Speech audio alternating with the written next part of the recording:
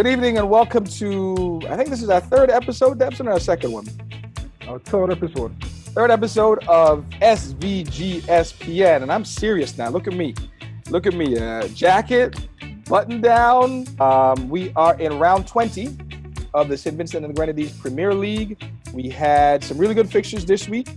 Chelsea versus SB United. System3 versus Avenues. Sion Hill versus North Leeward Predators, Greg's versus Besco Pastures, and a very surprising, we're going to get into that, a surprising result, and the marquee matchup. The marquee matchup, Debson, what is the one that everybody was looking forward to this week? The marquee matchup was Hope in first place versus the second place. Did the results surprise you? No, I was expecting Hope to win, probably not as clearly as they did, but I was expecting Hope to win. So Debson, we're looking now at the table after 19 rounds. Again, we're going to look at round 20, all the games that were listed there. Specifically, Hope versus Jebelle. As you can see, it was a marquee matchup because we have the number one team, Hope, 14 wins, 3 losses, 2 draws, against the second place team, Jebelle, which is 4 point down. So you hear the English and other European commentators say this is like a 6-point swing. Jebelle wins, they're only 1 point from first. Jebelle loses, they're 7 points back. So based on the results, Debson, do you think that was the season right there, that game? Yes, it was. It all came down to this game. If anyone, Jebelle's System3, had any chance of catching Hope, Jebelle needed a positive result in this game.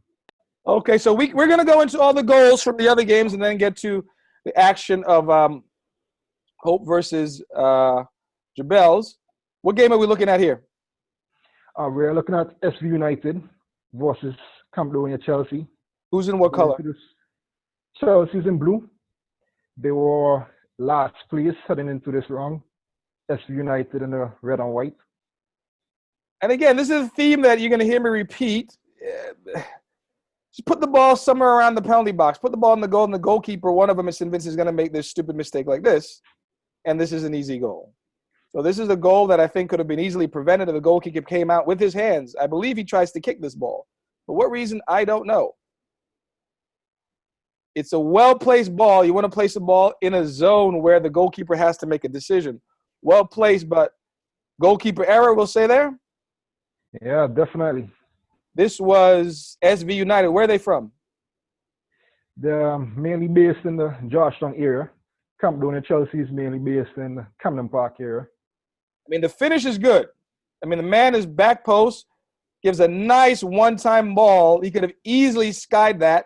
It would have ended up where the gas station is on the other side of Victoria Park, but it didn't. It was a quality finish. Yeah. And definitely. I think set pieces is something I don't think teams work on enough all over the world. And I would assume specifically in St. Vincent. So I was glad to see some set-piece goals. And this I liked. Yes, another set-piece goal. Another set-piece goal. I think this is the only game I've seen where there were 3, all the goals were set pieces. What I like about this, I mean, I think you like the same thing, is the quickness of it, the quick thought. Yep. Unfortunately, the video, so this is not us, the video was laggy like this, but if you're there and you're ready, and the rep, I tell my kids, don't even ask for 10 yards.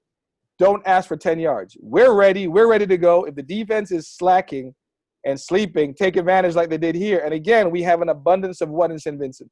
Speed. So let's use it. Had you seen anything like this? Is this something they do? It's the first time that I've actually seen a free kick being taken quickly this season, well, since the restart, and resulting in a goal-scoring opportunity. So, well done, Chelsea. We're looking at, right now, Greg's versus Besco Pastures. Greg's versus Besco Pastures. And this was a shock. Greg's won this game 5-0, going away. Why is it a shock? Because Besco Pastures, I believe they were champs a year ago or 2 years ago? Yes, they were the champs, the defending champs, and they were currently in 4th place. And again, it's this goal, and we're going to talk about this later on. We have seen a version of this goal in every game, where there's a free kick from the opposition half of the field, somebody launches it up, just like we saw in the Camdonia game, there's a mistake by the keeper and the center back, and then somebody just bungles it in. So, I mean, I'm always questioning why send long balls. But now I understand the logic of it in a sense. If goalkeepers are going to keep making these mistakes and defenders are going to keep making mistakes, why stop doing it? I think it's a detriment to our football, but I can see the logic in it. Does that make sense? Yeah, definitely. Hopefully the defense and the goalkeeper can get their act together to cancel out some of these goals and force our players to be more constructive in our attack. This, I love. This is what we have in St. Vincent. Speed for a counterattack. A ball is played to this same man. A nice diagonal run on a through ball. Goalkeeper comes out. Clear penalty. And then the young man finishes it off. Now, Greg's, again, a 5-0 win. Was this a shock? Was this sending shockwaves throughout the island? Yeah, well, Greg's coming into this game in the relegation zone, so it was an unexpected result. Greg's usually played good football, but the results have not been going their way this season, so your money would have been on Pastures to win this game. Do you give credit for this goal here, or is it another goalkeeper error? It was a decent shot, but the keeper gave too much space on the near post for me. We always talk about this, you and I, about switching the point of attack, getting from one zone to the next as you go up across the field. Greg's FC gets it inside, looking for Edwards. Edwards collects and sends Sam on his way. Is Sam, is it going to be 5? Is it? Yes, he scores. The field is divided into 18 zones. Right now, my man is in zone close to zone 15. Wait a second, Debson. Whoa. Do we see a pass from zone 14? Maybe the first time? We talk about the most dangerous zone in football is zone 14, the area from half line to about halfway to the 18. We want the ball there all the time. This might be one of the first times. Play the ball into zone 14, and good things happen because the defense has to react. And I love the finish. It was a very calm finish. Yeah. You know, the first touch, she gets it from the defense, and they're stroking it on the keeper. That's Zion Shambi, top scorer in the league, so that is expected. Is he getting national look? Well, he's in the training squad right now, so it's up to him to impress the coach. And what we're looking at here is perhaps maybe the best goal I've seen. And you might disagree with this because we're going to have a controversy in terms of because we're going to start selecting top 3 goals of the round. This was a thing of beauty for me. Again, I don't like the direct ball up, but I love everything after that. Pass forward, find another midfield, and this one-time pass is absolutely beautiful. Who is this young man, this number 10 lefty? That's Romario Denny. Is he part of the national program? Because it was genius. It was incredibly genius to be able to look over his right shoulder. Again, just a quick look. He's not national program right now, but he's always up in the top scoring charts among the leagues. And look at the runner, the person who finishes this shot. He is recognizing from the moment that number 10 gets the ball, he has an idea exactly what he needs to do. And he stays on. It could have easily kept running. He slows down, stays on side, comes back 2 steps, and then a beautiful, beautiful finish. For me, perhaps the goal of the round, but we don't know yet. The other game in the round is what we're watching here, System 3 in red versus Avenues in black. Versus Avenues. And again, another nominee for a top goal. One of the best goals I've seen. It reminds me of the Champions League goal, actually. Coleman, far post, heads it. Same kind of thing. Our guy, Doppel, gets the ball here. I don't like the long ball, hopeful ball straight up.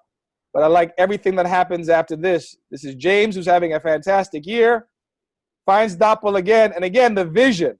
To put, you guys know how hard this is. Obviously, James has to get there, and it's a near post header.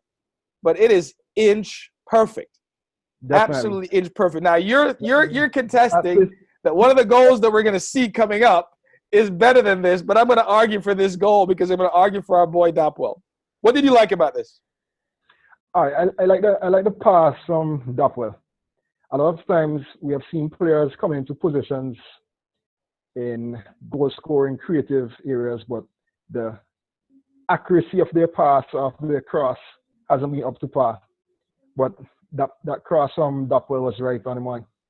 Now, he's a very good player coming into his young kid, 19 years old. He told me that he's just starting to play this position. The thing I don't see on a lot of the crosses in St. Vincent is that curve.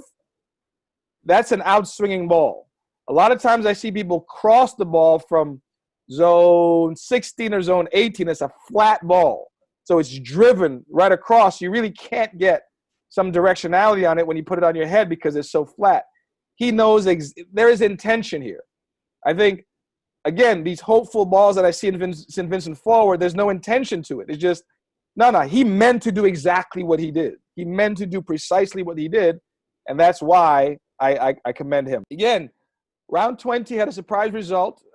Greg's beating Pastures 5-0, and again, Greg's being from where they were, there's a bias for teams that are from the interior, outside of Kingstown. The further away you go from Kingstown, there's this perception you really don't know what you're doing. But I watched Greg's play, man. They can ball. They can ball. Why are they so low on the table? This season they have played good football, but they have lost a lot of games 3-2, 4-3 when they were in the lead at halftime. I think it's due to a lack of fitness. So maybe at the 70th minute, 80th minute, they start hitting the wall sometimes. So somebody's doing something out there. Who's in charge in Greg's? I got to commend them because, I mean, it's unexpected. Greg's, Mespo, that interior part of St. Vincent. First, my perception is the fields are not – there's not a lot of space for fields. There's not a lot of flat ground. So everybody kind of plays wherever they can get a little park in. And I've never been there, so I don't know, but that's my perception. Am I off here? No, you're right on the money. It's very commendable that despite the challenges, Greg's keeps on producing top quality footballers. There's one game, Predators over Sign Hill 4-0. You watched that game when it was Predators just as dominant as we kind of see them be for the past couple of games? Yeah, well, the first half, Sign Hill was in it. They were playing 2-2 football, but in the second half, the extra fitness and running of Predators took its toll on Sign Hill. And Predators were able to just run away with the second half and extend their lead. So a comfortable win there for Predators in that game, 4-0 over Sign Hill. So for our third episode, we're going to try to switch things up, especially at the end. Like I'm teasing, Debson and I are going to try to award top 3 or top 5 goals. I think we'll go with the top 5. Top 5 goals. My argument right now is that dot pole goal. Debson's going to argue for somebody else, and we'll have that at the end, as well as our player of round 20. But we're going to get to our marquee matchup between the first and second place team, Hope International versus Jebelle. So watching some of the highlights here, Jebelle versus Hope. Jebelle in yellow, Hope in black. Again, there's that long, hopeful ball, and this mistake happens. Is this a surprise? Or again, what we are trying to point out in terms of analyzing games and showing things, we see patterns. This pattern, this long ball from, I'm not going to call it the same way I'm not going to call outside backs, wing backs, or even outside backs because they stay back. I'm going to call center backs kickbacks. That's what they do most of the time. They kick the ball long. Just kick it long. But I can't blame you if there's going to be this mistake. Every single game that we watch, a goal is scored exactly like this, where there is miscommunication. What do you attribute this to, Debson? Okay, well, I'm not part of the train these premier teams. I don't see what's going on, but it's definitely down to a lack of communication and a lack of coordination, and that can only come through training and players understanding each other. Jebelle was dominating the game, and that own goal kind of lifted the Hope International spirits. We've talked about this player here. What's his name? Number 10 for Jebelle, the captain. And I am shocked that he's not in the national team. This is the quickest, most dangerous person with the ball that I have seen in St. Vincent this year. What's the young man's name? Terrace Joseph. And he's also got a 17-year-old brother, number 24 on this team. And this is what he does. He just glides by people. And he's never gotten a shot at the national team at all. Do you think that's going to change? I think it will definitely change. Again, Hope with the ball. switching zones, getting into the opposite side of the field. And boom, one shot, pop, pop, pop, pop, pop, pop, pop, pop, pop, pop. And needless to say, that is Debson's pick for goal of the round by who? That's a goal by George. Not my pick for a goal of the round. We're getting there, but a decent goal. Who's the scorer? Jamar Jokes. Jamar Jokes. Do you think that on first look, I did not think he meant to do this, but I'm convinced he did. Why? Because most people are taught to go far post in that situation. The keeper was also drifting. He's leaning to the far post because, again, it says something about almost doing what is expected and then changing it to something like this. We are pleased to be joined by Jebelle, starting number 6 CDM. Well, he's got a bunch of titles. His name is Tion Gordon, but let the folks know what you do. Okay, again, good night, good evening, good morning. My name is Tion Gordon. I'm a member of the Jebelle FC team. As I said, I played in that particular game. I played the defensive midfield. I have a host of other roles, but we stick to just being a player today. No. So Tion is the hope of St. Vincent. I'm putting that moniker on him. He is the hope, and Debson is the hope as well of young coaches. These are 2 young coaches who understand the game and have some ideas of where this country can go from the grassroots level all the way up. So I'm looking forward to big things from these guys. So talk to us, and we'll go back and look at some other highlights here. Just from your perspective, what are you seeing here in some of these highlights? I don't think you were in this game at this point. You went out about 62 minutes. Injury, old man knock injury. I think that was tactical on the part of the coach. I thought he wanted to get some attacking impetus. How many more attackers do you guys need? You have the 2 most dangerous people with the ball in St. Vincent, those brothers, number 10 and number 24. You have the Souza on the outside. How many more attackers do you need? That's a question you will have to ask the coach. But you asked about the goal there. I'm gonna go back further than the actual goal. The concept basically is to avoid crosses. So obviously the cross went in, so there wasn't any pressure on the ball. So that allowed for the cross. And even the fact that the cross came in, the defender on the opposite side wasn't covering well enough. And even in not covering well enough, he still made an error in trying to get the second ball. And no one trapped the attacking midfielder for who then came and scored the ball. Break this one down for us, because again, you can't take away from the fact that it was a fantastic finish. And if you listen to me or Debson, we're always talking about switching the point of attack, getting the ball from one side of the field to the next, because it displaces the defense and then forces people to run. And there's always going to be somebody open on the weak side. So you guys talked about before the game not allowing the cross. Now that wasn't a cross, but it was a cross. It was a switch. Yeah, it was a switch of play. So obviously, again, no pressure on the ball, so we allowed the switch. I thought the keeper's positioning could have been a lot better.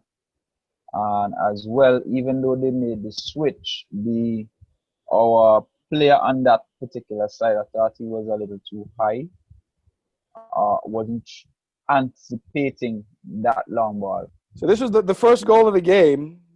You guys are up. You guys went up on an own goal. Now go through this here. Yeah. I talked to your coach. He said the young man is young. He's 16 years old, so he's still learning. But you're holding mid, so you're slightly in front of your back 3 here. What are you seeing? What are you talking? Talk us through this, because, statistically, this exact goal happens every single game that I have watched, where somebody on their side of the field just launches a ball up. And I'm refusing to call center backs. They're called kickbacks until I see better. I'm refusing to call outside backs. They're called stay backs. I'm refusing to call midfielders. They're called laybacks, because there's not enough movement. I'm refusing to call forwards, except for your 2 guys. Number 10, I'll call him a forward. And maybe James for System 3, I'll call a forward. Anybody else, I'll just call a road runner. But what happens here, like in terms of defense? What happens? You said that you guys prep for this. What is the preparation like, and why does something like this happen? And how do you prevent this? So I think you're being a bit harsh with your initial statements. So I'll give you a reason why I'm saying that. So as okay, the centre back has the ball. What does the midfielder do? He checks for the ball, all right? But then he plays it long. So then where are you gonna get the movement from? Not from the midfield because they're not gonna get the ball. So you're correct in saying the movement is not good enough because the ball is going over them. Then you're saying they're runners, they obviously have to run because the ball is just kicked long. So it's basically sequencing really. So if they played it into the midfield, then you will see them with more passing and moving of the ball. But That's it's a all I general want to see. I'm begging yeah. you to make that happen. And again, we Well, have a discussion. Everybody doesn't have to do this. There's a time and yeah, place yeah. for this for me. Yes, exactly. Because what happens, I think, in the second half is your guy gets bunned. Number 10, he can't move. The Yeah, last 25 minutes, he can't move. Why? Because in the first half, he's just doing this, this, yeah, he, this, yeah, this, yeah, yeah, this. yeah. There's So got to it's be – I'm not it's saying he's Messi where Messi can loaf and not do anything. But at some point, he's got to rest. You got to find some no, time to rest on the field. okay. So um, his I think we were unable to manage the tempo of the game. That's something I thought we didn't do well. And as was mentioned, as you said, was due to the fact that the long balls kept playing. So we didn't play through the midfield and try to keep possession to really dictate the tempo, try to slow it down, speed it up a little bit. And then when these particular players pick up the ball, they always want to do something. So they were never really trying to keep possession. So they're always running. So obviously there's only so much running you could do. So as you said, after 60 minutes, you couldn't really do much after. But it also speaks to the level of fitness of our players. Obviously, I would take the blame for that, or my club would take the blame for Why that. would you take the blame for that? I'm saying in context of the club, it's Okay. really our responsibility to get players to the best level possible for the type of football that we want to play. I think generally though, fitness is down to how we train and how we approach the game. So until we take it to a level where we are looking at more than 70 minutes, because I have been going around the island and most of the sessions would start, let's say 5, and usually the sun goes down by 6. So if you have to do a warm-up session before, so obviously that's a 15 minutes. So you're left with 45 minutes odd before the sun goes down. And if even if it's the sun goes down a little longer, obviously you're still not gonna get 90-minute session. Or you're not even gonna get to overload the players. And then most teams may train for what, maybe 2 days in a particular week. So it's understandable why the fitness level is the way it is. Next, the lack of knowledge of how it's done and what needs to be done is also a problem. So what you recognize as well as you look at the game, the players can actually run the entire game, but the intensity will drop because most of the training is running long distances, Right. which is not really the system that really functions in football. So there's hardly any training which is sprinting and short burst and change of direction. Is more long distance. So run for 25 minutes, run for an hour, rather than dealing with the lactic acid side of it and the shorter distances and bursts and keeping up the intensity. Are you Yeah. slowly infusing those ideas into other coaches?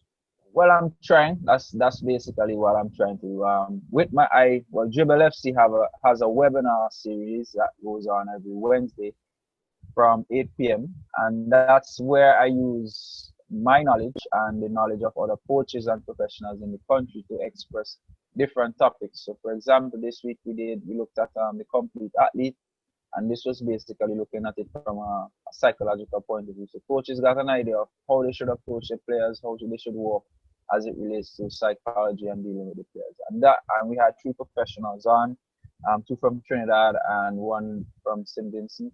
And we hope to tap into other resources. The idea really too is to tap into the local resource that we have in terms of knowledge, the knowledge base that we have. So for example, you mentioned Chester before. He was on for one session. He did what was that again?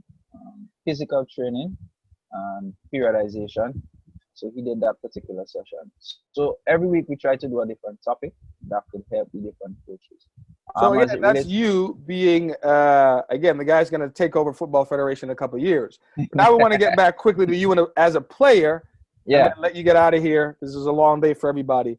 But I think, again, watching that game, at least in the first 15 minutes, I thought there was more of a concerted attempt than I've ever seen in any other game to get the CDM the ball, the person who's in your Yeah. role, to get you Yeah. the ball. And what I liked about you is that there was nothing rushed. You should not be rushed in that position. You should be calm, composed. You obviously have the knowledge. So, I mean, that's part of it as well. If you have the knowledge, then you should not be rushed because you have an idea of what's going on. Exactly. But they got away from that. So is that something that happens? There are things that you guys stress in games, and certainly you guys offensively want to get the ball to 10 and 24. Let them use their speed and play the ball far post for somebody to finish easy. That seems to be the offensive strategy. But in terms of building from the back, for me, you and Dapol for System 3 are the CDMs that I have enjoyed watching because I can see intention in what you're trying to do. So speak to us a little bit about that. And did you want more? Now, were there times where you could have made a 5-yard run and gotten the ball back? But maybe, like you said, you ain't passing the ball to me, then why the hell am I going to run? Yeah, so it's a combination really. So for let's look at tactically, we are trying to get the ball to specific players in specific areas so that we could have an isolation, so a 1v1 situation, and try to get that happen. What I think happens usually too is that we try to do it too quickly. So we try to get to that particular spot or in that particular position. A little too direct. I would say it comes from the level of experience and maturity of our players. You may have mentioned that the right back is 16-year-old. The same number 10 and the number 21, which is the younger one, he's also 16. The number 10, he's just 21. But again, if you have the most dangerous player for me in the league, I see it. But like you said, there's a time and place. At some point, Messi has to take a rest. At some point, Mbappe has to take a rest. Nobody can run forever. I mean, if this man can just figure out how to take like a 2-minute break, just walk, relax, so then you can explode. Because I don't see anybody that can stop this guy. And Keon, that's true. Yeah, that's true. Why is he not in the national team? I'm not sure he has that drive as yet or that motivation to. Oh, he has the freaking drive. I'm looking at his drive right now. This is a Ferrari Testarossa right here. This is a Ferrari Testarossa that I'm paying $100,000 for because there's nobody like this. He just jumps off the screen. That move, that little inside-outside that he does, it's coming, and that's his pet move. Or he does a little, in basketball, they call it a hezzy. A little hesitation. He does a little, and then he goes. And nobody can stop it. Nobody can stop his flick, fish fin, or the little shoulder hezzy. He can't stop it. There's the flick, and here comes the hezzy right now. A little back, forward, bye-bye. See ya. So are we advocating for this man? Does he understand the importance? Is this something he wants to do? Because this man can help us win games as a national team. Yeah, from the club perspective, our real goal really is how can we improve the quality of football across the island? And looking at that, we're saying what can we do with our players so that it influences other players. So obviously, if Jebelle improves, and you want to beat Jebelle, then obviously you're gonna try to improve. So what we're trying to install in our players is you have to want to be a part of the national team. If you're not trying to be a part of the national team, then really and truly, what are you doing? I'm going to keep lauding him. Anytime I see this guy play, I'm going to hail him up. Again, I will say this. Young man, and what's his name? Terrace Joseph. What's his last name? Joseph. You are Joseph. the best offensive player I have seen in Vincent. Who am I? I am nobody. I played on the national team 25 years ago. I coached college for 5 years. I played college in the United States at a decent level. From what I've seen, you are the best thing that I've seen in St. Vincent since I've been watching these Premier League games. And young man, you need to be going with the national team program. I've sent your clip to a couple of coaching friends of mine because that's how good I think you are. If you're waiting for somebody to tell you you're good and you don't trust Tion, which I don't know why you shouldn't, or you don't trust Morgan, I don't know why you shouldn't, then look me up. I'm a decent player. Trust what I'm telling you. You're freaking good, and people need to see that. I understand the fear. I understand the fear of exposing yourself. I understand uncertainty. But, dude, This is the professional life. If you want to play football, which it looks like you can do, then that's part of it. Everybody thinks it's just touching. No. The part that is stopping you from going and playing for the national team or trying out, that is the biggest thing professional athletes of all kind have to deal with. It's about the psychological part. Get to the national team, get to the training, and give yourself an opportunity. If you fail, fuck it. Move on and keep going. Go again. Keep going again. Debson, anything for Tion because before we let this man go, it's Saturday night. He's got plans. He's shaved. He's got the soul patch. Look at the soul patch. He's bringing back the soul patch from 1996. Look at this guy. He looks like he should be the fourth member of Jodeci right now. I'm a boring kind of guy. All I do is football. So I'm here with you, and I'm. That is sad. That is sad. If I was 26. If I was a starting center defensive mid for Jebelle, if I was in charge of the youth programs in Vincent, Gela rush me. I have the one that I need. That's all. You're a good man. Look at you. Look at you. He knows. You see, center midfielder, holding midfielder. They know. They don't rush. They know. Debson, anything for Tion, and then we can let him go. Yeah, a question on the defense team. Yeah. All in the season, I remember the results were quite favorable. We had like 3 or 4 straight 1-0 wins. But recently, a couple of goals have been going. In this particular game versus Hope, quite a few goals were scored from the crosses, and where either there was no pressure on the ball or no pressure on the person when the cross was made.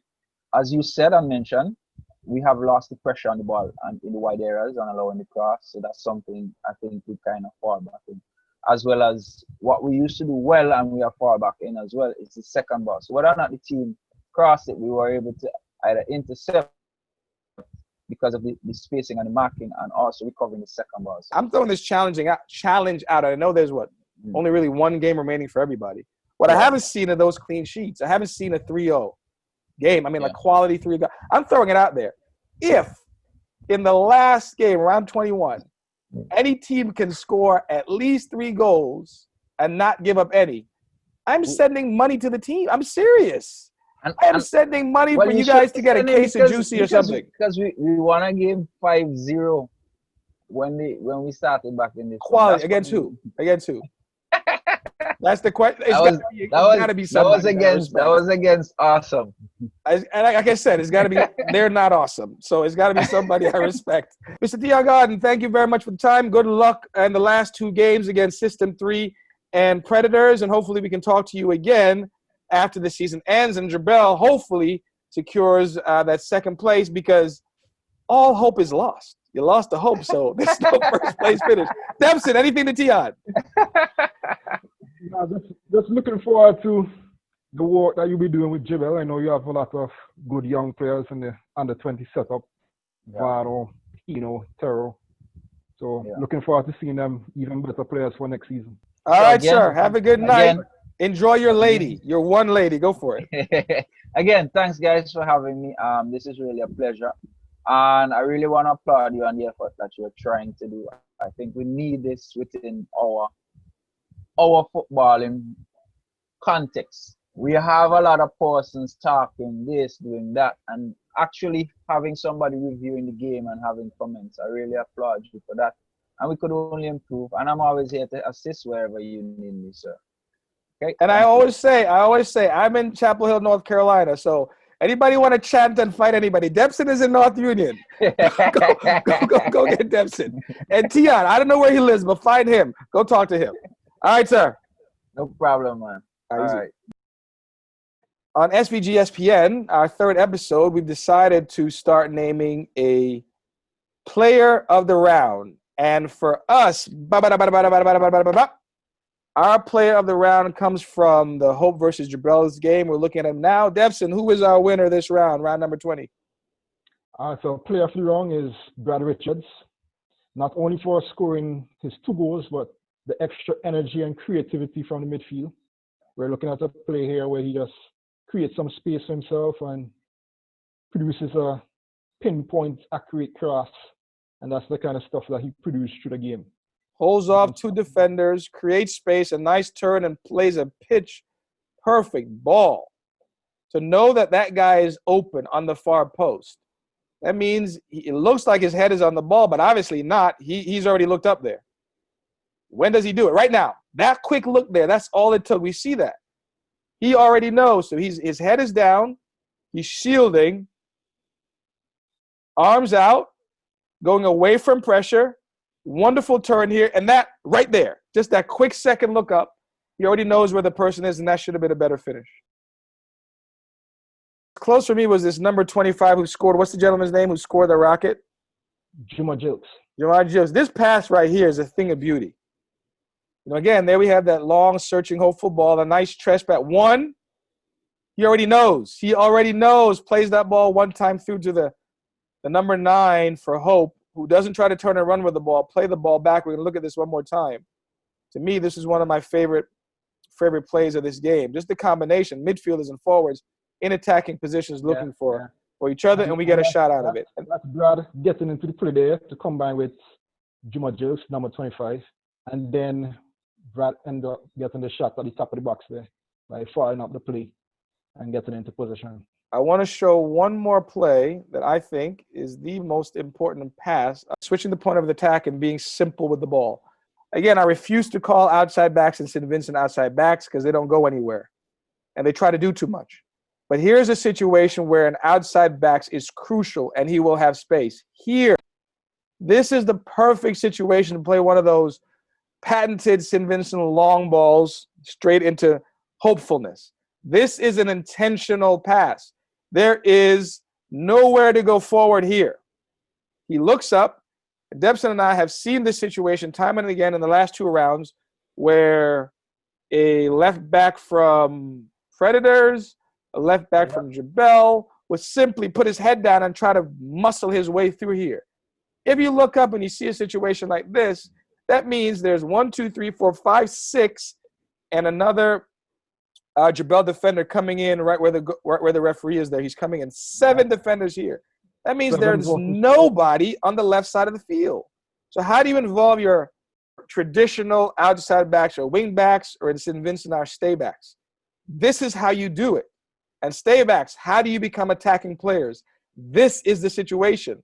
There shouldn't be a situation where a stay back for St. Vincent gets the ball and tries to run if there is no space.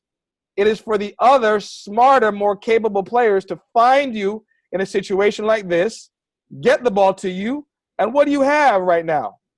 You have 15 yards of space. How can you make the mistake? So the mistakes are made because you're not taught to play with the ball. You rush, you panic, and then you just launch the ball forward, which is eventually what this man does. But in the meantime, he had options to do other things. There are no midfielders moving in place for him, so he ends up doing that. For me, this is what I want to see in St. Vincent. How do we incorporate our stay backs or our outside backs? Plays like this. Now, can you get into a midfield and have a midfielder do this? Yes. But if we can do this, do that. Anything from you, Debson? All right, just to commend Jilks on this pass here, and as I said before when we were commenting on his goal, it's a very accurate kick off the ball, and it's something that you need to spend a lot of time doing, because others have tried this before in previous games, but not with the required level of accuracy. And this is something for the young players especially. You're out there now, your training sessions, put in the work. Get those 40, 50-yard passes accurate. Well done, Juma Jokes. Good vision. And most importantly, the accuracy on the cross. Yeah, he's got the accuracy, and then he gets that bullwood into the bottom corner of the net.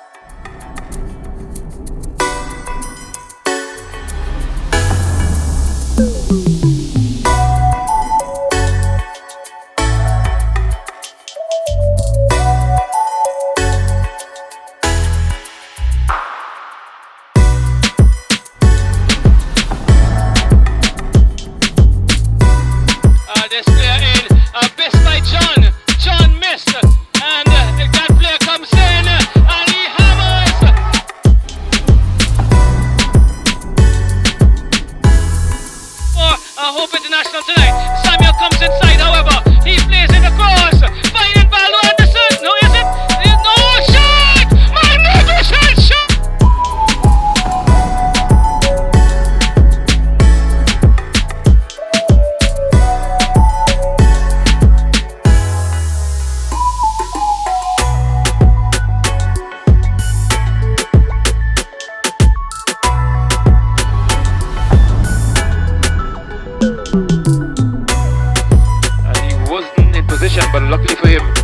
almost put into the part of this player. Now with the coffee, Anderson finds Bugger put that one out to the right. Back to maybe get coffee this time. Coffee put that one out to find this man being Marshall there. Hope has it, trying to get that one forward. Hope is going forward, they get that one across, a bit hard though. And I can't clearance here, but it's now Hope. Hope kicks and scores! Hope scores that one. So we come to another episode of SVGSPN, round 20. Our player of the round was who, Debson? The player of the round is Brad Richards, Hope International, number 21. And our goal of the round was what? Brad Richards, again, a beautiful team goal. 12-13 passes, quick combination play while moving through several zones, and a decent finish from Brad to complete. Debson, who are you looking forward in round 21? What's the game? What's our match of the round for 21 that we're going to analyze? So in round 21, we have... So our match next round we're going to analyze will be System3 versus Jebelle. Hopefully, Tian will get a good showing of that game. What are some other games that we can look forward to? We have some good games, especially for the relegation fight. We have Awesome versus Beckway.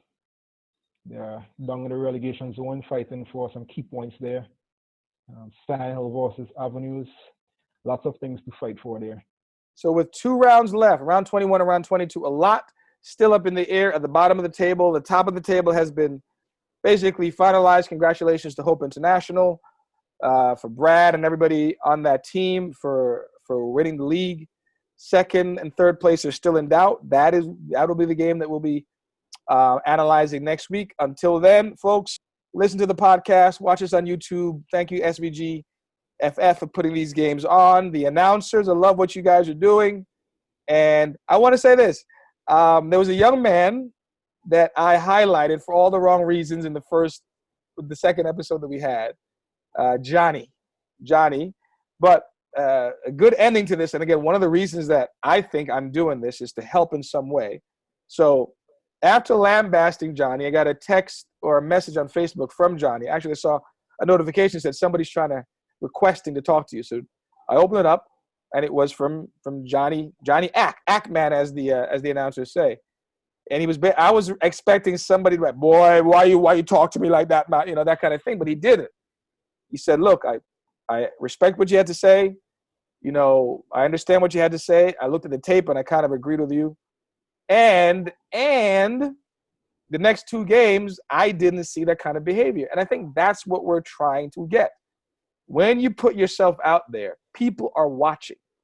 People are critical. They may not tell you, but they're talking. So we're telling you to your face. We're not trying to be harsh. I think we're just trying to be honest in what we see. If it is something we see, then we're going to comment on it. If you don't want us to see it, don't do it.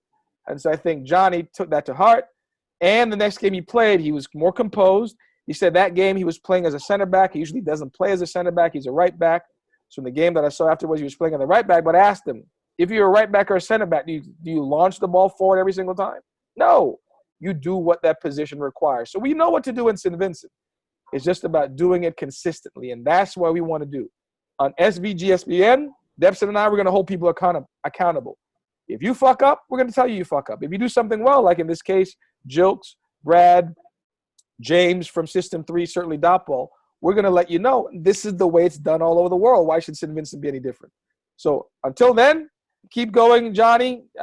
We talk. Dotball, we talk. Anybody that wants to comment, reach out to me, Facebook, Instagram. We have an SVGSPN Instagram page. We're going to put highlights up there. Certainly check out the podcast, which should be at the bottom here.